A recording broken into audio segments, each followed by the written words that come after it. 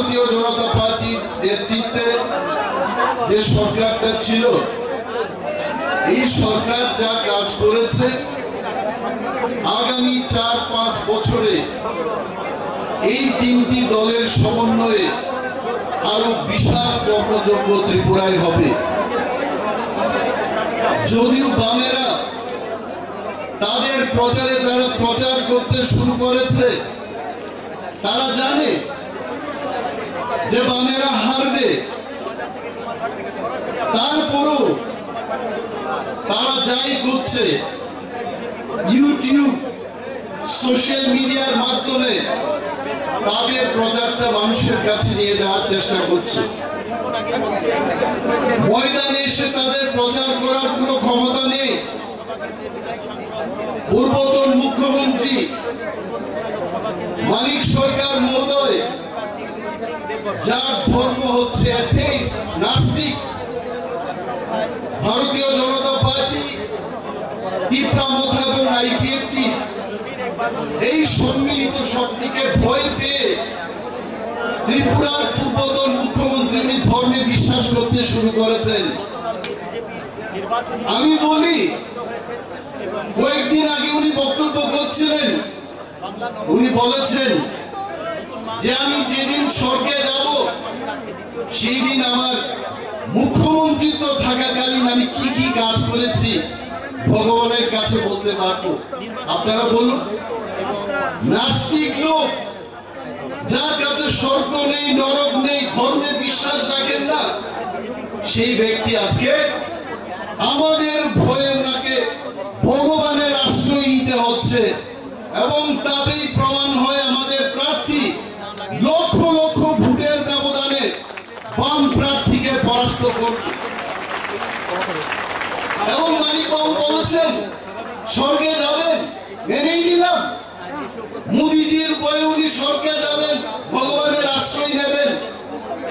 আপনি যা যা করে গেছেন 20 বছরে এই ত্রিপুরা রাজ্যের পিছিয়ে পড়া মানুষদের এত বঞ্চনা, এত শোষণ আপনারা করেছেন, স্বয়ং ভগবানও স্বর্গের দরজা বন্ধ করে দিব, মানিক বাবুরে ঢুকতে দিত না। আর এই মানিক বাবু উনি বলেন যে ত্রিপুরা মোথার গ্রেটার ত্রিপুরা ল্যান্ড দাবি কোথায়, এই দাবি কোন দিন আসবে। মানিক বাবু একজন কমিউনিস্ট, ওনাকে শিক্ষা দেওয়ার ক্ষমতা আমার নেই। সারা পৃথিবীতে কমিউনিজমের জন্ম হয়েছে কখন? 176 বছর আগে কার্ল মার্কস এবং ফ্রেডরিক এঙ্গেল 1848-এ এই কমিউনিজমের প্রচার শুরু করেন। এবং আমাদের ভারতবর্ষে 99 বছর হয়ে গেছে কমিউনিস্টদের আন্দোলন, এবং আমাদের এই ত্রিপুরায় 79 বছর ধরে বামেরা বলছে আমরা সাম্যবাদ আনবো। আমি কমিউনিস্টদের জিজ্ঞেস করতে চাই, গ্রেটার ত্রিপুরা ল্যান্ডের কথা বাদ দিয়ে দিন, আপনাদের সাম্যবাদ কবে আসছে সেটার জবাব দিন। আপনারা বলতে পারবেন? সাম্যবাদের নাম দিয়ে ত্রিপ্রাসাদের ধোঁকাবাজি দিয়ে 35 বছর ক্ষমতায় ছিল, আর আমরা কি পাইছি? বামেদের থেকে কি পাইছি? বামেদের থেকে একটাই পাইছি, ত্রিপুরা আলাদা হয়ে যাও, বাঙালের আলাদা হয়ে যাও। পাহাড়ি বাঙালি ভাই ভাই না, সুযোগ পাইলে যে যেখানে পাই তোমরা সব কাইটা দাও, মাইরা দাও। এটাই তো আমরা দেখলাম। যদিও ইলেকশন কমিশন বলবে কাইটা দাও, মাইরা দাও, কেন বলছেন উনি? I have all respect for Election Commission of India and its guideline. কিন্তু এটা ইতিহাস, বামেরা যতবার ক্ষমতায় এসছে তারা 1980 সালের দাঙ্গা আমাদের উপহার দিয়েছে। আবার 97 সালের কথা আমরা ভুলবো না। ত্রিপুরায় উগ্রপন্থা সমস্যা, এই কথা আমরা ভুলবো না। এই মঞ্চে দাঁড়িয়ে ত্রিপুরা মোথা বিজেপি আইপিএফটি আমরা বলতে পারি, সারা রাজ্যের মানুষকে আমরা বলতে পারি, আমরা যদি ক্ষমতায় বসে থাকি ত্রিপুরায় দাঙ্গা হতে দেব না, বামেদের মতো আমরা দাঙ্গা হতে দেব না। তারা ত্রিপুরাদের কি বলে? ত্রিপুরাদের তারা বলে এই বাঙালিরা বাংলাদেশ থেকে আসছে, আর উপজাতিরা ত্রিপুরা ছাড়া আপনাদের অস্তিত্ব সংকটে। তো নিশ্চয়ই ত্রিপুরারা ভয় পাবে।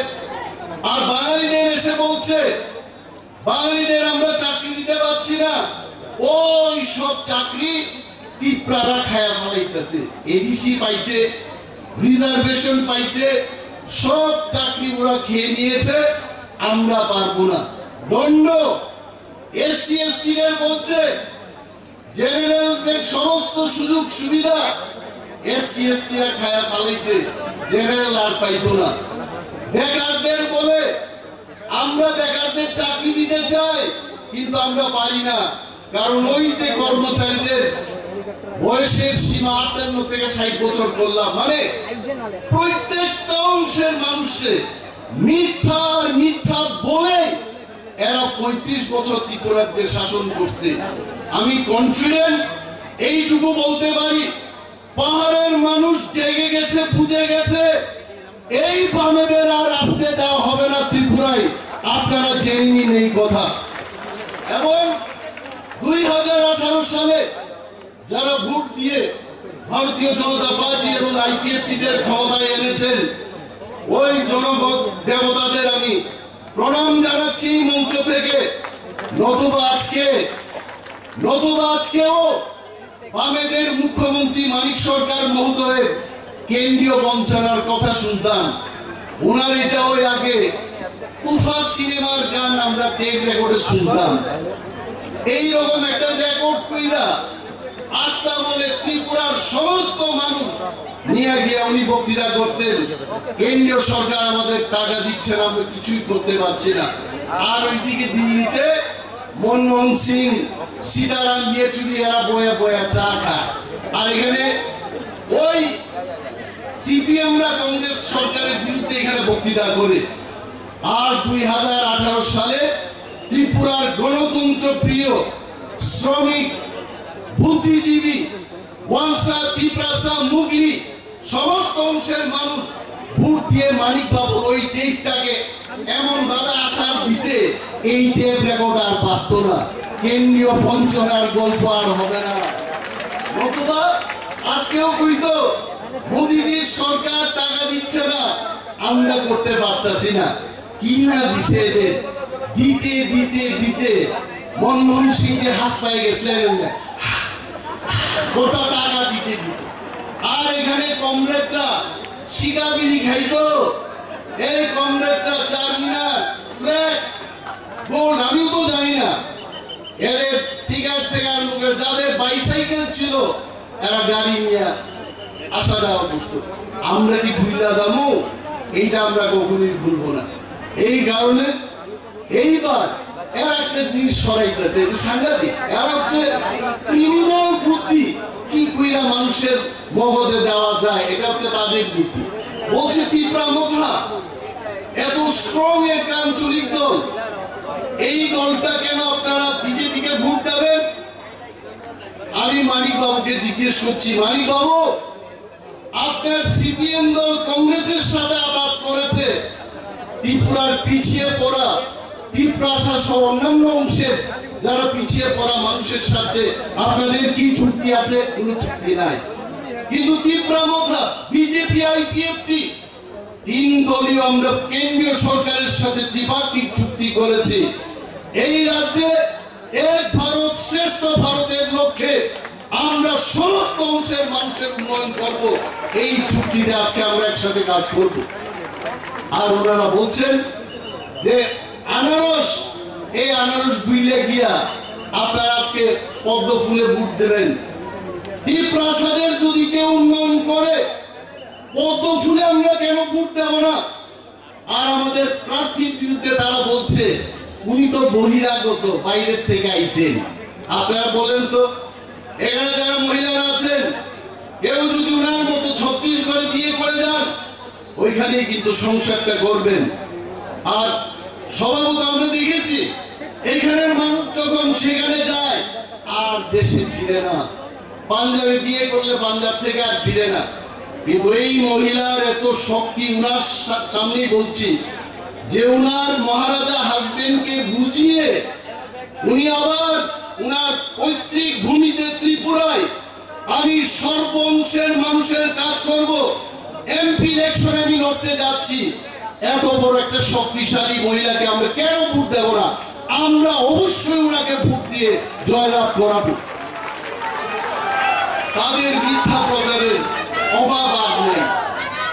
একের পর এক অভিযোগ তারা বলে এরা নাকি এইবার, আমি অনেক জায়গায় বলি 350 সিট নিয়ে এরা ক্ষমতায় বইব। বামেদের আমি জিগাইলাম, এক নেতা মোদীর জিগাইলাম, আপনারা ত্রিপুরাতে আপনারা যে 350 সিট নিয়ে আইবেন, ত্রিপুরার পূর্ব ত্রিপুরার পশ্চিম ত্রিপুরার মধ্যে কোন সিটটা আপনারা জিতবেন? বলছে এখানে আমরা জিতবো না। তো কেমনে আইব? কেমনে আইব? কিন্তু আমরা এইটুকু বলতে পারি, মোদিজির যে স্লোগান আপকি বার 400 বার, আর ওই 400 সিটের মধ্যে যে 2টা সিট হবে এটা ত্রিপুরার 2টা সিট, এইটাই দিয়ে গণনা শুরু হবে। ভয় কিসে? কোনো ভয় নেই। উন্নয়ন হবে, মানুষের কাজ হবে, ত্রিপুরা অঞ্চলের সমস্ত অংশের মানুষের কাজ হবে। এই কাজ করার লক্ষ্যে আমাদের প্রার্থী ভয়ানী প্রীতি দেবী যে আমার সাথে কথা বলছিলেন ওনার হোটেল রুমে, উনি প্রতিশ্রুতিবদ্ধ, আরে সংকল্প নিয়ে ত্রিপুরায় এসছেন, উনি কাজ করবেন। উনি বলছেন যে আমি অন্যান্য এমপিদের মতো বসে থাকবো না, আমি সবখানেই চেষ্টা করব কি কি কাজ করে মানুষের কর্মসংস্থান করা যায়, আরো বেশি সরকারের কাজকে ত্বরান্বিত করা যায়, সেই কাজ উনি করবেন। উনি এমনিতেই আসেননি এখানে, অনেক ভালো লেগেছে। এক ভারত শ্রেষ্ঠ ভারত এটা হবে। এবং আর বিশেষ বক্তব্য রাখছি না, আমি শিওর ওইখান থেকে ওনারা বেরিয়ে গেছেন, আরো মাননীয় মন্ত্রী মহোদয়গণ বিধায়কগণ বক্তব্য করবেন।